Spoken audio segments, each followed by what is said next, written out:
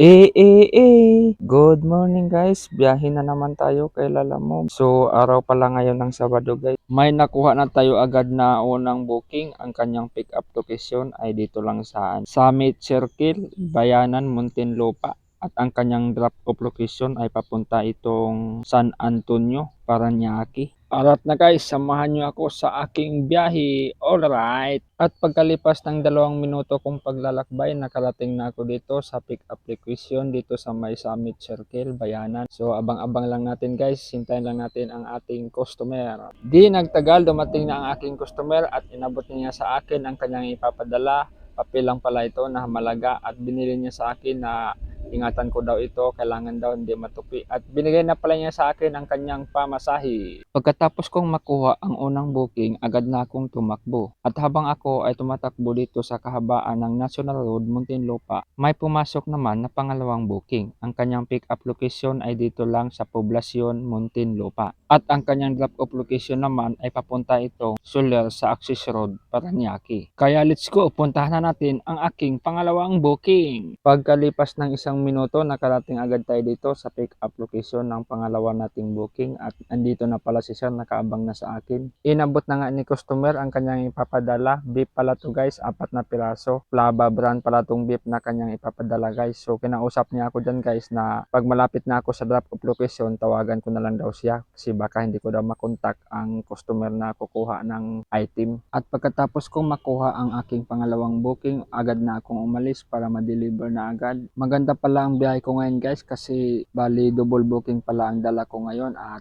pareho lang ito papuntang Parañaque.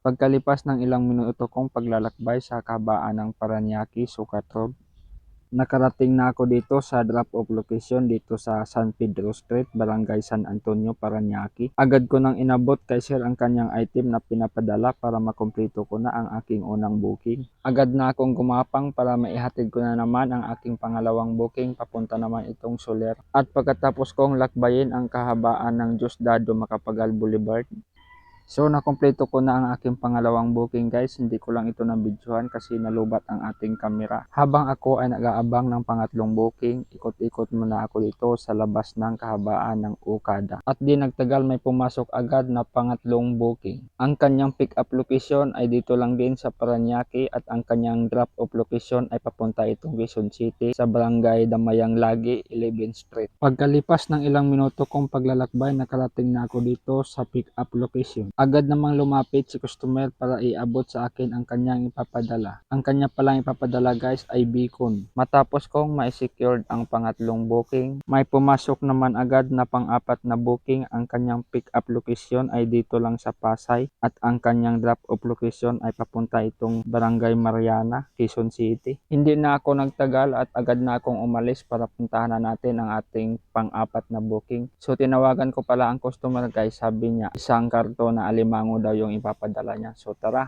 let's go, samahan niyo ako.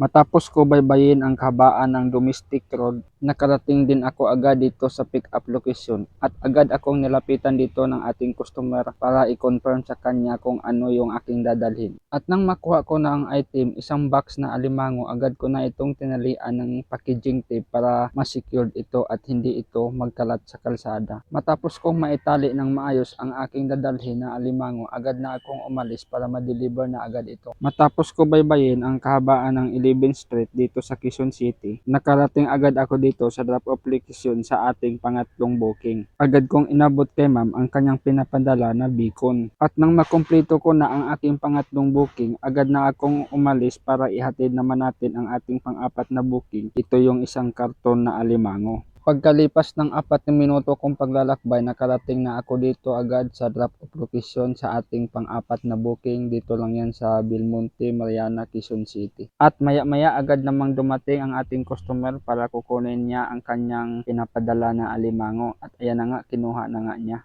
At ayun na nga guys, sa wakas na kumpleto ko na din ang aking pang-apat na booking. Time check tayo guys, alas 11 ng umaga. So hanggang 4 na booking lang tayo guys. Pauwi na ako sa bahay, dito lang din sa Quezon City, malapit guys, para magpahinga na tayo kasi galing ko lang sa duty kagabi. At hanggang dito na lang tayo guys, puputulin ko na ang aking video. Thank you guys, thank you for watching.